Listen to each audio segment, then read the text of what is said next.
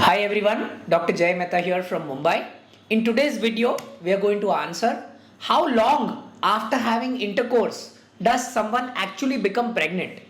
See, let's understand. कोई भी female की बॉडी में ये रहता है वजाइना, वजाइना के ऊपर रहता है यूट्रस, ऑलराइट? ये रहता है यूट्रस का माउथ जिसे हम बोलते हैं cervix, okay? This is the endometrial cavity जहां पे एक्चुअल में गर्भरोपण होता है, तो ये पार्ट को हम बोलते हैं यूट्रस। एंड बाजू में दोनों साइड पे होते हैं फेलोपियन ट्यूब्स। दो फेलोपियन ट्यूब्स होते हैं हर लेडी को, ये आपको जानना बहुत जरूरी है। उसी प्रकार दो ओवरी होते हैं। अब इंटरकोर्स मतलब सेक्सुअल एक्टिविटी के टाइम पर मेल पार्टनर का जो पीनस रहता है वो वजाइना के अंदर सेमाइनल फ्लूइड को इजैक्यूलेट करता है, मतलब seminal fluid is released in the vagina. ये बहुत इंपॉर्टेंट है आपके लिए जानना। अब हम इस इवेंट को जब इंटरकोर्स होता है, मान के चलिए इसको पकड़ते हैं डे 1, फर्स्ट डे, ओके? इसी दिन पर यहां से जो स्पर्म्स रहते हैं ये क्लाइंब होके ऊपर चले जाते हैं यूट्रस के अंदर, ऑलराइट? अब ये यूट्रस के अंदर जाने के बाद में दोनों साइड के फेलोपियन ट्यूब्स में जाते हैं। ऐसा कंपलसरी नहीं है कि एक ही फेलोपियन ट्यूब में जाते हैं।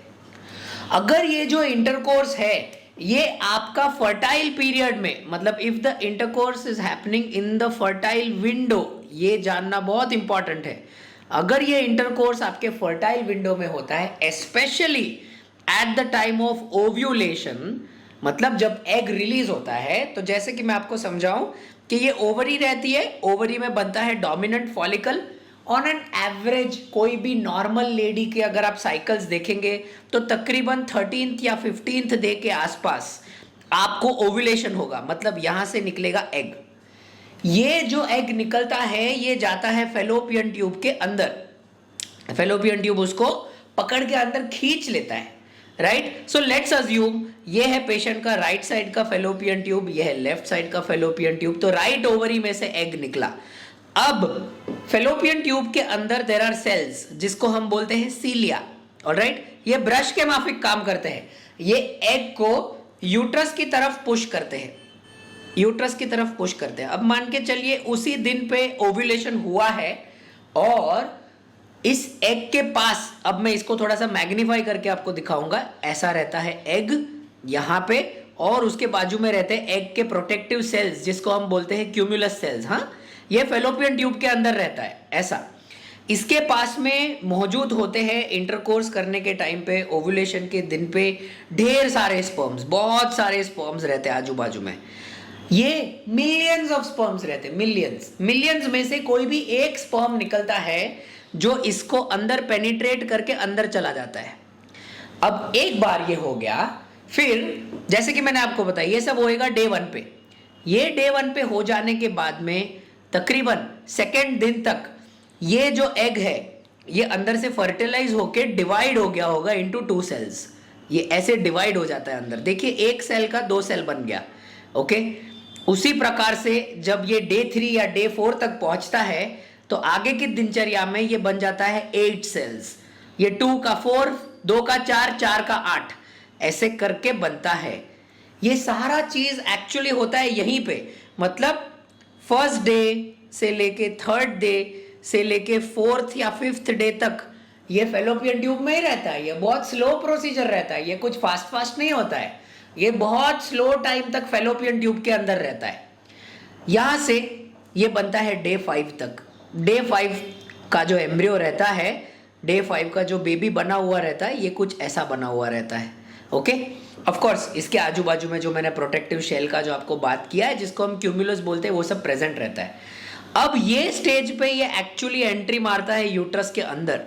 तो अगर मैं इसको यहाँ पे ड्रॉ करूँ तो ये स्टेज में जो ब्लास्टोसिस स्टेज है इसमें यूट्रस के अंदर आता है, और यूट्रस में अंदर आने के बाद में तकरीबन ऑन द 6th और द 7th डे होता है बहुत इंपॉर्टेंट चीज जिसको हम बोलते हैं इम्प्लांटेशन। एक बार ये गर्भरोपण, ये इम्प्लांटेशन यूट्रस के अंदर हो गया, उसके बाद में ये जो एम्ब्रियो ग्रो होता है, it starts to secrete something called as HCG। ये मॉलिक्यूल ये यूरिन में सिक्रीट करने का स्टार्ट करता है, ये मॉलिक्यूल ये ब्लड में सिक्रीट करने का स्टार्ट करता है। और इसके बाद तकरीबन as early as the 9th day और the 10th day after having intercourse, मतलब संबंध रखने के 9वें-10वें दिन के बाद में इसका वैल्यू इनफ वैल्यू हो जाता है कि जब आप एक यूरिन प्रेगनेंसी टेस्ट करते हो तो आपको 2 लाइंस दिखती है। Alright, this is important for you to understand, but ये नॉर्मली इंटरकोर्स पे नहीं होता है। इसके लिए इंपॉर्टेंट ये है कि फर्टाइल विंडो में इंटरकोर्स होना चाहिए, ओव्यूलेशन के टाइम पे होना चाहिए, and all husband as well as wife के सारे पैरामीटर्स नॉर्मल होने चाहिए, ट्यूब्स ओपन होनी चाहिए, यूट्रस नॉर्मल होना चाहिए। ये सारे सिचुएशन में प्रेगनेंसी जाके रुकती है। ये है एकदम बेसिक प्रोसीजर। इसमें अप्रोक्सीमेटली 18 to 24 आवर्स का वेरिएशंस ह्यूमन बॉडी के हिसाब से आ सकता है। Any further questions to this you can post in our comments box. मैं या मेरे कोई टीम मेंबर्स आपको आंसर करने की पूरी कोशिश करेंगे। Thank you so much.